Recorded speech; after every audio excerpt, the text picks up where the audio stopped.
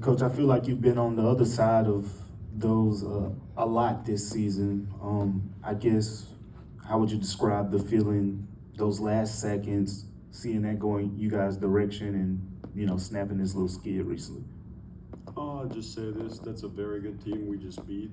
I'll rattle off some names.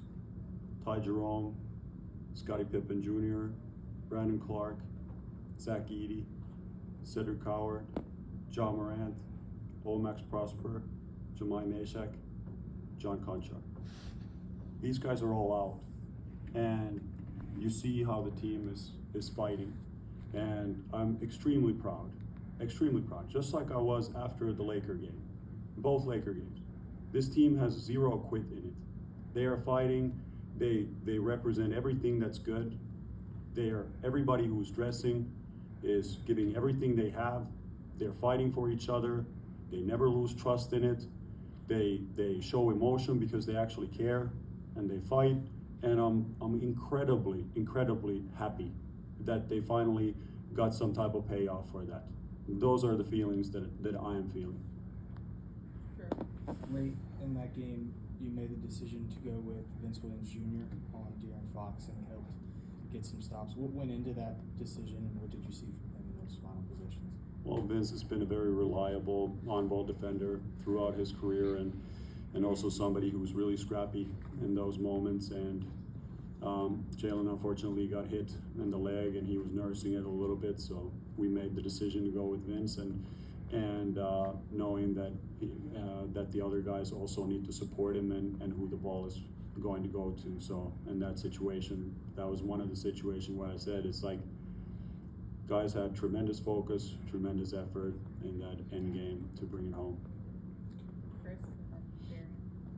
Cam Spencer had gone through a little bit of a slump the last few games, and it seemed like maybe he'd been so good that defenses were sort of starting to give him more attention. He was earning more attention maybe from the opponents, and he maybe had to adjust to that a little bit. Could you maybe speak a little bit to him breaking out of the slump tonight and what you saw from him to sort of get himself back on track?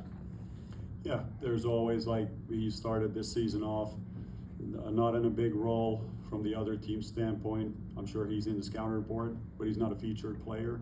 Then you become a featured player, and then teams start throwing different type of stuff at you, and those different type of defensive combinations until something sticks, and then other teams copy that, and it's a normal process of adaptation. So first the defense adapts, and then the offense has to adapt. And with him, he's one of those guys who's still building a skill set for that. He has tremendous weapons with his three-point shot. He's improved his passing out of those situations. But there are several technical and individual tactical things that he can do better, and those are the things that take time. They're not like, let's just watch it from the video and let's add something to your game. But our coaches and our video staff is doing a tremendous job also. I don't need to talk about Cam's work ethic, like how much he's devouring tape and how willing to try new things and improvements are. But with him, it's like, it's very hard to think about like bad shots. Like, I don't think bad shots exist for him. So even like you say he's in a slump, like I would say he always takes good shots. He just hasn't made them, and hope he takes even more in the future. Tuomas back here. How much of a confidence morale booster is this for the team, especially going into tomorrow? And how do you guys keep this momentum and level of play going into tomorrow? Oh, it's hard to say. I think it's always good to get some type of confirmation for the hard work that the guys are putting in. That's always great, and especially come in a game where we did a tremendous job executing the game plan, besides the very start of the game, but we were very disciplined, and especially after the half. Great job defensively, and that obviously gives a lot of confidence, not just to the players, but also the coaching staff, that we can really get this done. And even if we put in at a very short notice some different type of wrinkles, and I think we're at that stage of the season where that's very important, that you can also throw, you have a change up also. Does Jock Landale seem more comfortable to you than maybe he did 2 months ago, and how have you seen him develop as the season's kind of gone on? He's certainly more emotional. giving me bad looks every time I sub him out, so he's certainly feeling more confidence in our relationship. I would say he's been a steadying force, like really steadying force, and I think he enjoys the little bit different role that he's had with us compared to his previous NBA stints. And I'm not just talking about the minutes he's playing, but also his role defensively, where he gets to use his vast library that he's earned through, different playing at different continents, and offensively being more of a hub who also facilitates and stretches the floor.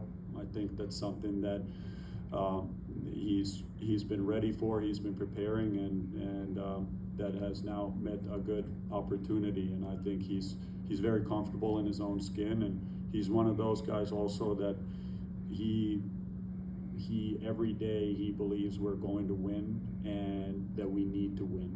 And you need that type of guys, and love his mentality. Parker. So tonight, 50% of your shots came from three. Was that a byproduct of the rim deterrence that Wembanyama and Cornette provided? And how did you see maybe the high volume of threes kind of open some things up in the second half? We kind of see it the opposite way. I thought in the beginning of the game, I think that's what I meant with the game plan execution. I think there was a slight misunderstanding about what that means of jacking shots up with 15 seconds on the shot clock against the hand. That was not the idea. I thought we did a better job in the second half, where I think it evened up a lot. I think we started like very heavy three-point dose, which is not bad. I mean, they have the best rim protector in the world underneath the basket, but I just thought we did a much better job in the second half, driving, drawing attention, and then making those plays instead of playing what the Europeans call team handball, which has different set of rules where you just move it around the arc like this. So you are actually allowed to go in there, and we did that better. All right, thank you. Thanks.